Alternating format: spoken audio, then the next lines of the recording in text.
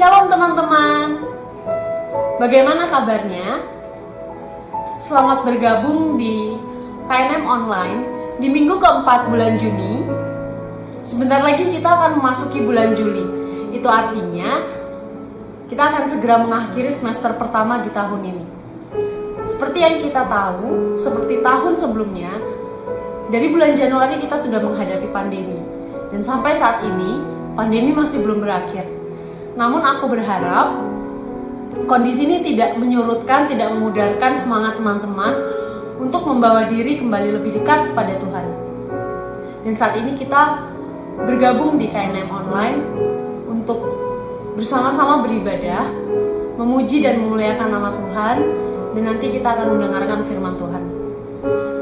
Tema KNM kita pada pagi hari ini adalah Keep It Up, di mana nanti kita akan membahas tentang kebaikan, yang sebenarnya kebaikan itu sudah diajarkan oleh Tuhan, sudah diteladankan oleh Tuhan kepada diri kita, dan harus kita salurkan lagi kepada orang lain gitu. Jadi kebaikan yang Tuhan rasakan buat hidup kita bagikan ke orang lain, sehingga lewat hidup kita orang lain menjadi diberkati. Hidup kita menjadi berkat buat orang lain, hidup kita menjadi saluran kebaikan, saluran cinta kasih Tuhan di dunia ini. Dan untuk merenungkan kebaikan Tuhan, saat ini aku mau ajak teman-teman untuk datang kepada Tuhan, bukan hanya untuk meminta, tapi untuk mengucap syukur juga bagaimana Tuhan menyertai kita di musim-musim kehidupan kita, di saat-saat tersulit hidup kita. Tuhan itu selalu ada. Dan Tuhan itu selalu memberikan tangannya, memberikan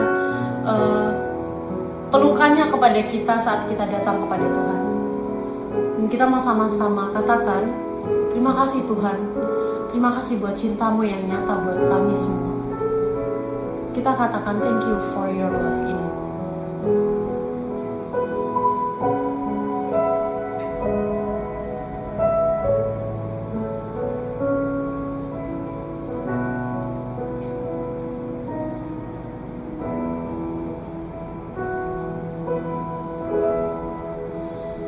Thank you for your love in me. Thank you for you always will. You are the one I love, and you are my loving God. Thank you for your love in me. Thank you for you always will. You are the one I love, and you are my loving God.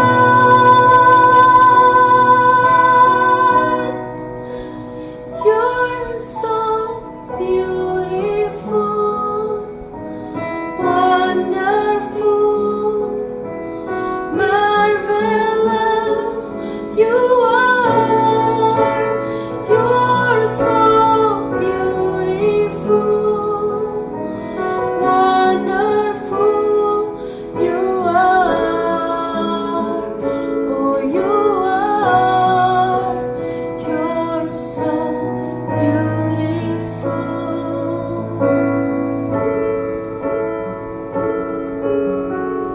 Kembali kita nyanyikan, thank you for your love in me.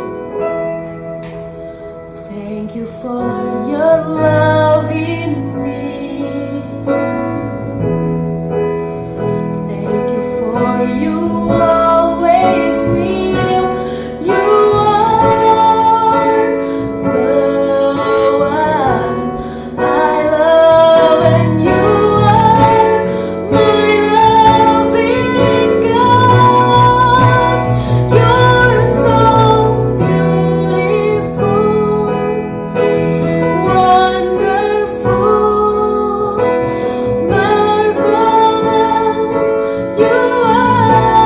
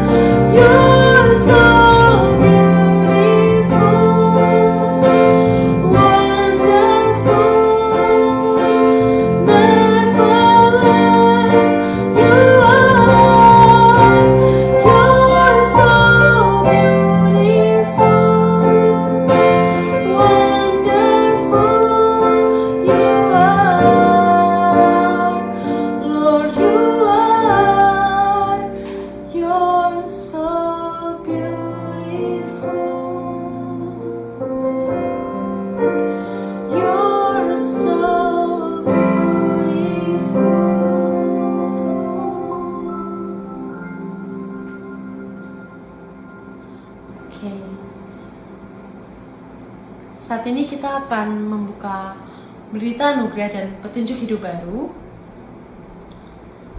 Berita anugerah kita pada pagi hari ini diambil dari Amsal 16, dari Roma 5 ayat 1-2. Aku akan bacakan untuk kita semua. Sebab itu, kita yang dibenarkan karena iman, kita hidup dalam damai sejahtera dengan Allah oleh karena Tuhan kita, Yesus Kristus. Oleh Dia, kita juga beroleh jalan masuk oleh iman kepada kasih karunia ini. Di dalam kasih karunia ini kita berdiri dan kita bermegah dalam pengharapan agar menerima kemuliaan Allah. Dan petunjuk hidup baru diambil dari Amsal 16 ayat 20. Siapa memperhatikan firman akan mendapat kebaikan, dan berbahagialah orang yang percaya kepada Tuhan. Saat ini kita akan mendengarkan firman Tuhan. Kepada Pak Agus, waktu dipersilakan. Sobat-sobat muda yang dikasih Tuhan, sebelum kita bersama-sama mendengar firman Tuhan pada saat ini, marilah kita menghadap Tuhan di dalam doa epiklesi. Mari kita berdoa. Tuhan yang Maha Kasih, kami bersyukur atas segala pimpinan dan penyertaan-Mu bagi kami semua di dalam kehidupan yang kami jalani hingga hari ini. Berkat dan kasih-Mu senantiasa kami alami dalam hidup ini. Saat ini kami dapat berhimpun secara virtual bersama sobat-sobat kami. Hadirlah ya Allah melalui Roh-Mu yang kudus. Kami dimampukan untuk membuka hati dan pikiran kami. Terlebih ketika firman ditaburkan bagi kami, kami dapat mengerti, memahami, dan melakukan firman-Mu dalam hidup kami. Berfirmanlah, ya Allah, kami siap untuk bertumbuh di dalam firman yang kami terima. Dalam nama Tuhan Yesus kami berdoa. Amin. Sobat-sobat muda yang dikasih Tuhan, pembacaan firman Tuhan pada saat ini kita terima melalui Injil Markus pasal 5 ayat 35 sampai dengan ayat 43. Di Markus pasal 5 ayat 35 sampai dengan 43, demikian firman Tuhan bagi kita semua. Ketika Yesus masih berbicara, datanglah orang dari keluarga kepala rumah ibadat itu dan berkata, "Anakmu sudah mati. Apa perlunya lagi engkau menyusah-nyusahkan guru?" Tetapi Yesus tidak menghiraukan perkataan mereka dan berkata kepada kepala rumah ibadat, "Jangan takut, percaya saja." Lalu Yesus tidak memperbolehkan seorang pun ikut serta, kecuali Petrus, Yakobus dan Yohanes, saudara Yakobus. Mereka tiba di rumah kepala rumah ibadat, dan di sana dilihatnya orang-orang ribut, menangis dan meratap dengan suara nyaring. Sesudah ia masuk, ia berkata kepada orang-orang itu, "Mengapa kamu ribut dan menangis? Anak ini tidak mati, tetapi tidur." Tetapi mereka menertawakan dia. Maka diusirnya semua orang itu, lalu dibawanya ayah dan ibu anak itu, dan mereka yang bersama-sama dengan dia masuk ke kamar anak itu. Lalu dipegangnya tangan anak itu, katanya, "Talita kum," yang berarti, "Hai anak, aku berkata kepadamu, bangunlah." Seketika itu juga anak itu bangkit berdiri dan berjalan, sebab umurnya sudah 12 tahun. Semua orang yang hadir sangat takjub. Dan sangat ia berpesan kepada mereka, supaya jangan seorang pun mengetahui hal itu. Lalu ia menyuruh mereka memberi anak itu makan. Demikian pembacaan firman Tuhan bagi kita semua. Yang berbahagia adalah kita yang mendengarkan firman Tuhan ini dan yang melakukan di dalam kehidupan kita sehari-hari. Haleluya. Sobat-sobat muda yang dikasih Tuhan, menurut sobat-sobat muda, kira-kira mana yang lebih panjang umur? Orang baik atau orang jahat. Kadang sobat-sobat muda kita mendengar, beberapa kali saya mendengar ada yang berkata kepada saya demikian, atau bahkan bertanya juga sebenarnya, Pak, kenapa ya orang baik selalu lebih cepat dipanggil Tuhan, sedangkan orang-orang yang kelihatannya jahat kok malah panjang umur? Ya, apa memang demikian sobat-sobat muda? Orang baik cepat berpulang, sedangkan orang jahat justru lebih panjang umur. Mungkin ada yang memberi jawab bahwa jangan-jangan memang orang jahat, Pak Agus, memang diberi kesempatan untuk bertobat sehingga lebih panjang umur dibandingkan orang-orang yang baik. Kita bisa saja sobat-sobat setuju atau tidak setuju dengan ya pendapat ini. Yang kita tahu adalah bahwa hidup mati seorang pastilah ada banyak faktor yang mempengaruhi. Malah saya membaca sobat-sobat muda dalam satu buku yang ditulis oleh seorang profesor bioetika yang bernama Stephen Post. Bukunya sudah diterjemahkan dalam bahasa Indonesia. Why Good Things Happen to Good People. Mengapa hal-hal baik itu terjadi pada orang-orang yang baik. Jadi di buku ini malah sobat-sobat muda dijelaskan orang-orang baik. Profesor Stephen Post melakukan research dengan sangat baik ya.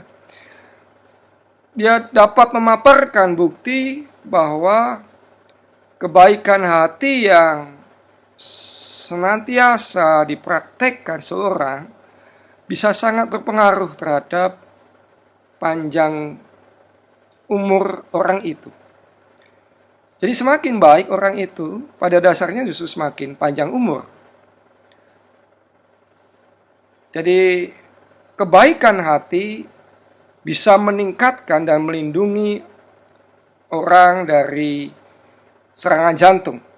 Karena kebaikan hati itu memicu mekanisme tubuh atau saraf yang bisa meningkatkan 2 kali lebih baik daya tahan atau bahkan imunitas manusia, bahkan dibandingkan ketika seorang memakai aspirin.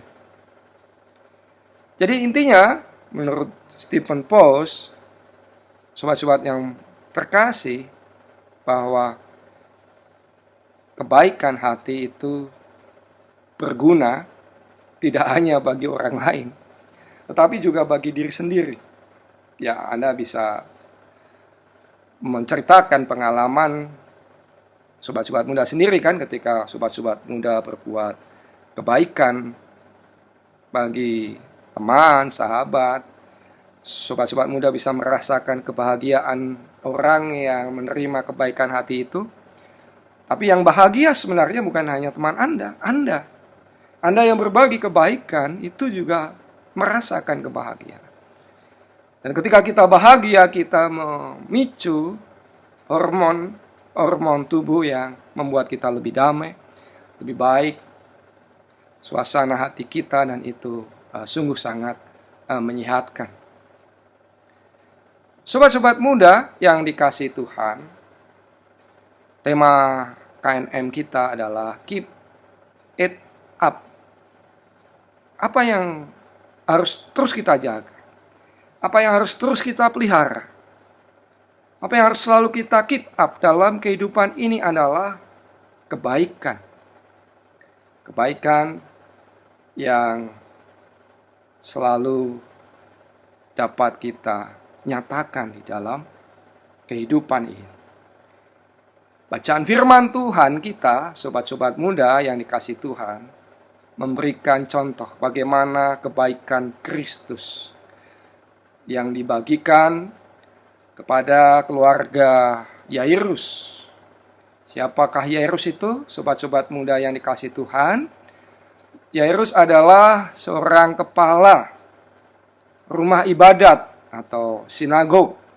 Ya, pada waktu itu ada banyak rumah ibadat. Kalau Bait Allah hanya satu, ya, Bait Allah di Yerusalem, tetapi di tempat-tempat yang lain itu ada rumah ibadat atau sinagog. Dan di situ, di setiap sinagog pasti ada kepala rumah ibadat. Tidak banyak kita baca dalam Alkitab atau bahkan tidak ada ya kepala rumah ibadat yang bersimpati atau mau mendengar apa yang diajarkan oleh Yesus. Nah, tetapi Yairus adalah sosok yang tampaknya begitu terbuka terhadap apa yang diajarkan oleh Yesus. Dan ketika Yairus punya problem, ya, anaknya yang berumur 12 tahun sakit dan bahkan sudah sangat parah, Yairus dengan rendah hati mau datang kepada Yesus, meminta pertolongan, kiranya Yesus berkenan menyembuhkan anak Yairus. Dan dalam kisah itu kita mengetahui bagaimana keluarga Yairus menerima kebaikan Yesus. Kebaikan Yesus diterima oleh Yairus karena dengan kehadiran Yesus, seperti yang kita baca tadi di dalam kitab suci,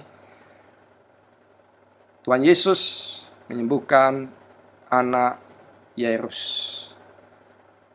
Dan inilah rahmat kebaikan yang diterima oleh Yairus dan keluarganya. Cerita ini pada dasarnya, sobat-sobat muda yang dikasihi Tuhan, menggambarkan bahwa Tuhan Allah selalu mengaruniakan kebaikan-kebaikannya di dalam kehidupan kita.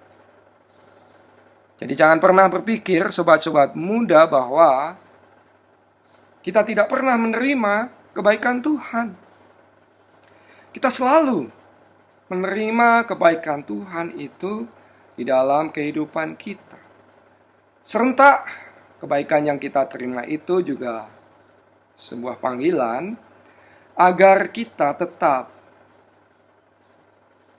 keep up, ya, agar kita tetap keep it up, menjaga, meneruskan, terus-menerus mewujudkan kebaikan itu di dalam kehidupan kita. Ini menjadi bagian yang penting. Karena itulah panggilan kita selaku orang-orang percaya, selaku orang-orang yang telah menerima kebaikan Kristus di dalam kehidupan ini. Dan kita tadi tahu, sobat-sobat muda, kebaikan justru membuat kita berumur panjang, ya. Bukan membuat kita berumur pendek. Lalu bagaimana kita selaku anak-anak muda, ya, yang dipanggil Tuhan untuk mewujudkan kebaikan-kebaikan dalam kehidupan ini? Saya bicara tentang kebaikan, tentu sobat-sobat muda tidak hanya, jangan Anda batasi masalah uang, ya. Iya, orang bisa berbuat baik dengan memberikan uang, itu iya pasti, ya. Pasti. Nah, kalanya bahkan kita memang harus memberikan uang, ya, bagi orang-orang yang memang tidak membutuhkan, ya, uang tersebut. Namun kebaikan yang dibagikan kan bukan terbatas pada uang. Apapun yang bisa membuat kehidupan ini lebih baik, yang bisa kita bagikan, itu sangat penting menjadi bagian yang kita bagikan. Kadang persoalannya apa, sobat-sobat muda? Persoalannya adalah bahwa dalam diri kita ini, ya, ada pergumulan, ya. Apa yang disebut oleh dua tokoh besar ya dalam studi sains itu ya. Ada yang berpandangan bahwa manusia itu, sobat-sobat muda, itu punya gen yang egois ya, selfish gene gitu ya. Yang ini yang menghambat orang untuk berbuat baik ya. Dan bahkan berpandangan sejak kecil anak itu sudah egois gitu ya. Coba perhatikan adik-adik kita misalnya ya, sejak kecil ya mereka sudah rebutan ya, mainan, ini milikku, jangan gitu ya. Sehingga kemudian membuat kita berpikir bahwa manusia memang sejak kecil terlahir untuk egois ya, yang penting bagi dirinya sendiri. Padahal tidak juga ya, sobat-sobat muda, tidak juga. Karena tokoh yang lain seperti Edward O. Wilson gitu ya, punya pandangan yang berbeda. Justru sejak kecil anak-anak itu juga sudah biasa untuk berbuat baik pada pihak lain. Jadi sikap yang biasa disebut altruis ya, sikap untuk berbuat baik pada orang lain itu juga sudah tertanam dalam diri manusia. Oleh sebab itu sebenarnya persoalannya bagaimana dua hal yang ada itu kan dalam diri kita, sifat egois dan juga sifat altruis itu bertumbuh, mana yang kita mau tumbuhkan. Dan disinilah kita mendapat panggilan bahwa hari demi hari kita diajak untuk selalu menumbuhkan watak yang bisa menghasilkan kebaikan-kebaikan dalam hidup ini, justru karena Allah telah menganugerahkan beragam kebaikan dalam kehidupan kita. Saya sering memberikan rumus sobat-sobat muda yang bisa menjadi pegangan dalam hidup kita ya, 4S. Bagaimana kita mengelola berkat Tuhan, bagaimana kita menjaga keep up tadi ya, keep it up, kebaikan Tuhan yang kita terima dan bisa terpancar dalam kehidupan ini. Saya biasa memakai rumus 4S. Sekali lagi saya tidak bicara hanya masalah uang, tetapi apapun yang bisa kita berikan sebagai sebuah wujud kebaikan itu bisa dikelola ya dengan mindset, cara berpikir 4S. S yang pertama apa, saudara-saudara? S yang pertama adalah save ya. Simpan ya. Ya, ketika kita menerima kebaikan Tuhan, entah itu gaji, entah itu apa ya, berkat Tuhan yang lain, ya pasti adalah hal-hal yang harus kita simpan kan. Ini ya S yang pertama, save ya. Kita menyimpan apa yang memang Tuhan telah anugerahkan bagi kita. Menyimpan ini juga untuk bisa dalam rangka masa sekarang atau masa depan kehidupan kita. Kalau kita ingin kuliah gitu ya, di tempat yang kita anggap ini memerlukan juga biaya yang tidak sedikit, nah kita mulai save ya, kita mulai menyimpan apa yang menjadi berkat Tuhan. Nah, di samping itu S yang kedua adalah spend ya. Belanjakan ya. Ya, ada sesuatu yang pastilah kita harus belanjakan, kita keluarkan. Untuk diri kita ya, untuk diri kita, keluarga kita, ketika kita menerima berkat Tuhan ya. Pasti tidak ada ya, save, spend itu hal yang otomatis lah kita alami dalam kehidupan ini. Nah, tetapi tidak atau jangan berhenti hanya 2S ini ya, save dan spend, karena ada 2S lain yang disinilah kebaikan itu bisa tumbuh, kebaikan itu bisa muncul dan kita bisa mengalahkan kecenderungan kita untuk egois. Jadi S yang ketiga adalah share ya, to share, sharing ya. Berbagi kepada ya orang yang kita anggap bisa atau membutuhkan, memerlukan kebaikan kita, apapun itu wujudnya. Tidak kita simpan sendiri, tetapi kita bagikan. Kita terus menerus mewujudkan kebaikan ketika ada saudara kita yang membutuhkan, ya. S yang keempat adalah serve, ya. To serve, serving, ya. Untuk pelayanan, ya. Anda saya pikir sudah juga kan memberikan diri untuk pelayanan, baik Anda yang menjadi pengurus, ya, KNM atau pengurus Komisi Pemuda Remaja, itu juga sudah bagian dari mewujudkan kebaikan dengan to serve, ya. Memberikan pelayanan dari apa yang Anda miliki, bakat, ya, kemampuan Anda. Ada yang bermain musik, ada yang mengorganisasi acara, ada yang punya kemampuan untuk memberikan semangat, dorongan bagi sobat-sobat yang lain. Ini bagian yang sangat penting. Jadi maksud saya inilah, ya, mindset semacam inilah yang tetap perlu kita kembangkan, sobat-sobat muda, ya. Jadi tidak hanya berhenti pada 2S, save dan spend, tetapi 2S yang lainnya, ya, share dan serve, ya. Ini menjadi bagian yang sangat-sangat penting. Sehingga kita melalui berkat Tuhan, melalui pertolongan Tuhan, melalui karunia Tuhan akan dimampukan untuk mengatasi godaan-godaan, kecenderungan-kecenderungan kita untuk menjadi orang-orang yang egois, ya, dalam kehidupan ini, tapi menjadi orang-orang yang altruis, orang-orang yang bisa berbagi kebaikan bagi orang lain yang membutuhkan pertolongan kita. Kebaikan tidak harus selalu ekstrim, ya, sobat-sobat muda, ya. Kebaikan tidak harus begitu besar sehingga membuat kita nggak berdaya, gitu, ya. Aduh, saya nggak bisa melakukan kebaikan seperti temanku itu. Dia bisa ini itu. Tidak. Jangan berpikir begitu, sobat-sobat muda, ya. Kebaikan bisa saja kecil, bisa saja sederhana, tetapi seperti apa yang dikatakan oleh Mother Teresa, lakukanlah itu, berikanlah kebaikan itu, wujudkanlah kebaikan itu dengan cinta yang besar. Ini penting, yang penting ini, ya. Berikanlah kebaikan itu, betapapun sederhana, entah kecil, entah besar, berikanlah itu dengan cinta yang besar. Inilah kebaikan yang bertumbuh di dalam Tuhan. Ketika Tuhan Allah telah mengaruniakan kebaikan pada kita, saatnya bagi kita untuk berbagi kebaikan.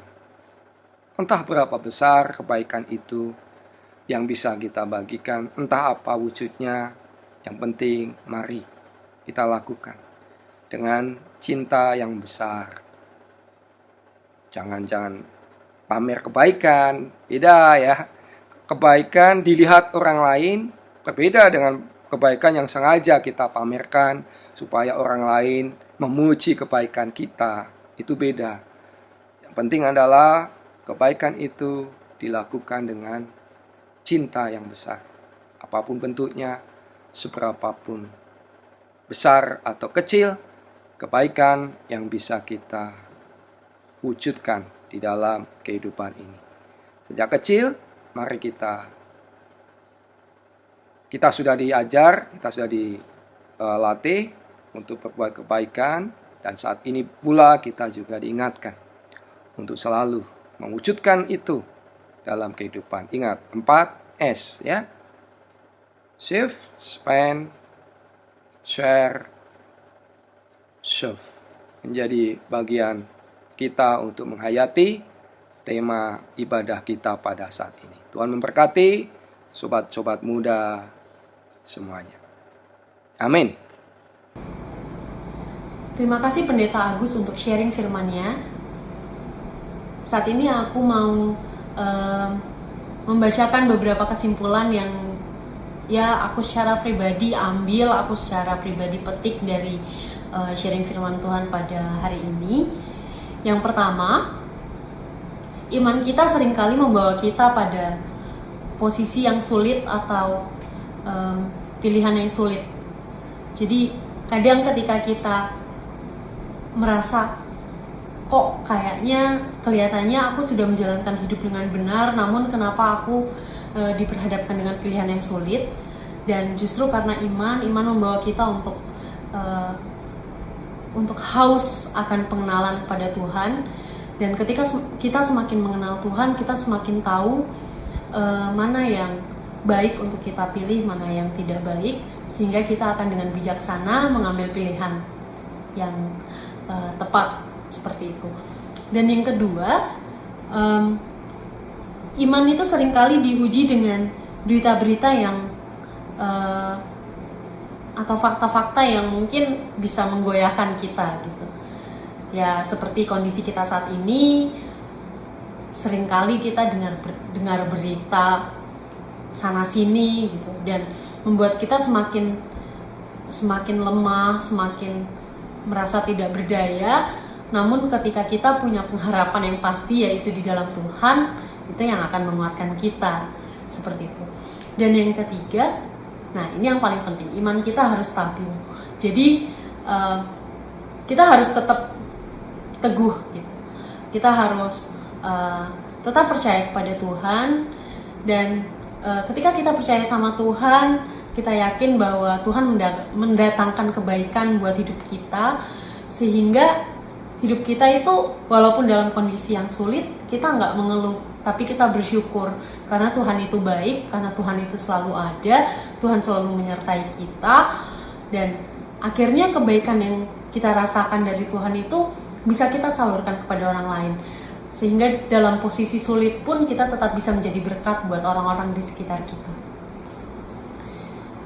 Sekarang aku mau bacakan beberapa pengumuman.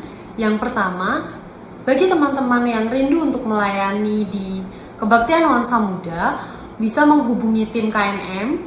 Tim KNM kita ada Bagas, Anya, Damar, Maria, dan bisa menghubungi nomor di bawah ini.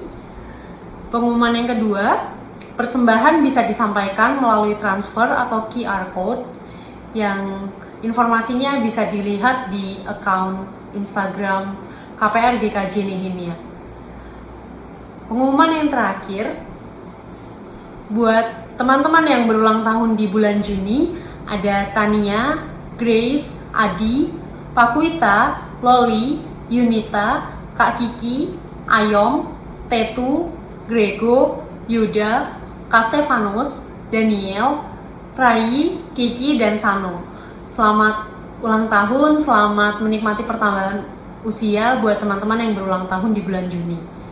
Nah, ada satu pengumuman yang ketinggalan.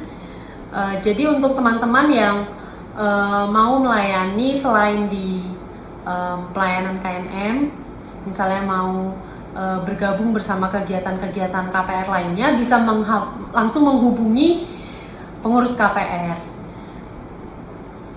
Saat ini kita akan kembali menaikkan satu pujian, pujian yang sudah sering kali kita dengar. Kita akan sama-sama naikkan lagu Berikanku Hatimu.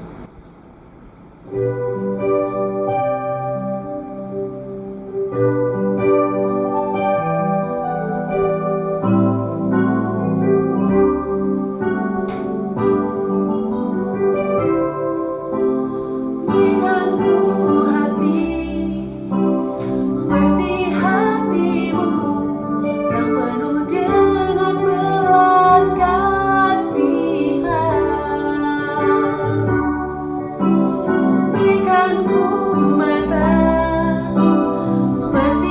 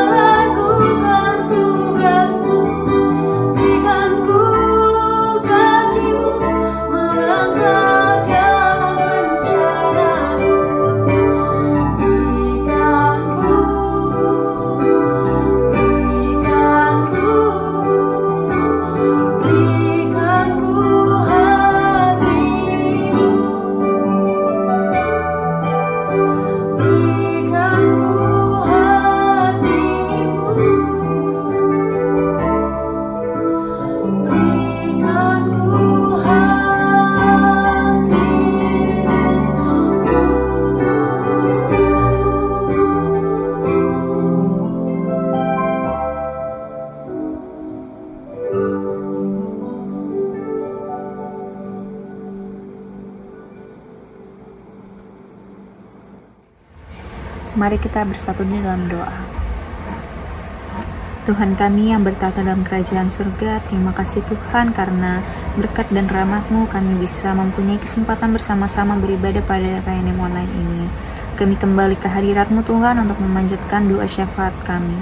Kami berdoa untuk keberlangsungan ibadah yang boleh kami laksanakan secara online dengan penuh hikmat dan syukur.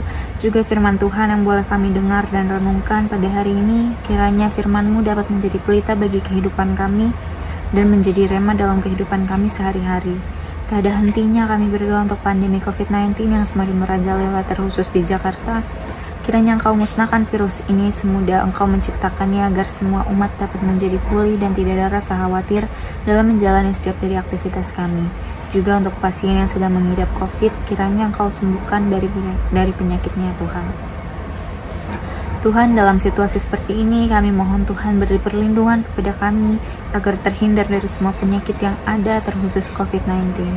Tuhan, kami berdoa agar Tuhan senantiasa memberkati kami dan memutus rantai penyebaran COVID-19, agar kiranya semua yang akan kami lakukan dapat berjalan dengan baik. Juga untuk proses vaksinasi yang mungkin sedang banyak kendala, Tuhan, kiranya Engkau lancarkan. Tuhan, kami juga berdoa untuk jemaat KPR yang sedang bergumul, terkhusus dalam kehidupan di keluarganya. Apapun masalahnya ya Tuhan, Engkau yang paling mengerti kami. Engkau berikan yang terbaik bagi kami dan keluarga kami ya Tuhan. Tak lupa kami juga berdoa untuk teman-teman kami yang sakit, kiranya Engkau angkat penyakitnya, Engkau jamah tubuh mereka yang sakit, agar dapat segera pulih ya Tuhan Yesus. Untuk jemaat-jemaat yang sedang mundur imannya, kami mohon kepadamu Tuhan untuk menguatkan iman mereka kembali dan tersadar akan kebesaran-Mu kembali sehingga dapat kembali beribadah untuk memuji dan memuliakan nama-Mu. Kami juga berdoa untuk pergumulan dan dalam pendidikan yang sekolah dan kuliah online. Kiranya Engkau memperlancar studi mereka Tuhan dan tidak merasakan halangan apapun meskipun pembelajaran berlangsung secara online. Juga teman-teman kami yang sedang melaksanakan seleksi penerimaan murid baru, Engkau sertai setiap dari diri mereka dan berikan sekolah atau universitas yang terbaik untuk mereka. Kami berdoa untuk jemaat yang sedang mencari pekerjaan, kiranya Engkau dekatkan kesempatan kerja mereka dan percepat penerimaan kerja mereka yang sesuai dengan kehendak-Mu saja Tuhan. Kami juga berdoa untuk jemaat yang sedang bergumul mencari pasangan hidup mereka, kiranya Engkau segera menemukan jodoh masing-masing dan hindari dari segala yang jahat. Teruntuk pelayanan KPR dan Eklesia Tuhan, kiranya Engkau selalu menyertai mereka, Engkau selalu memberikan semangat pelayanan kepada mereka, sehingga mereka selalu rindu untuk melayani Tuhan selalu. Berikan kepada mereka makna pelayanan yang sesungguhnya ya Tuhan, agar motivasi pelayanan mereka benar-benar hanya untuk melayani-Mu. Kami juga berdoa untuk pelaksanaan regenerasi Eklesia yang saat ini sedang berlangsung, kiranya Engkau memberkati setiap dari acara mereka, sehingga siapapun yang terpilih nantinya merupakan pilihan-Mu juga ya Tuhan. Kami juga berdoa untuk pelayanan gereja, PSP2, komisi, dan badan yang ada. Tuhan, kiranya Engkau selalu sertai mereka ya Tuhan. Engkau sertai pelayan yang bekerja untuk melaksanakan ibadah online yang baik. Kami juga berdoa untuk bangsa dan negara kami, Indonesia. Kiranya Engkau memberkati negara kami agar kesejahteraan dan kedamaian selalu menyertai kami di dalam setiap aspek kehidupan kami Tuhan, dan menjadi negara yang lebih maju dari sebelumnya. Inilah doa syafaat dan permohonan kami ya Tuhan, kami panjatkan dalam Tuhan Yesus Kristus yang telah mengajarkan kami berdoa. Bapa kami yang ada di dalam kerajaan surga, dikuduskanlah nama-Mu, datanglah kerajaan-Mu, jadilah kehendak-Mu di bumi seperti di surga. Berikanlah kami pada hari ini makanan kami yang secukupnya, dan ampunilah kami akan kesalahan kami, seperti kami juga mengampuni orang yang bersalah kepada kami.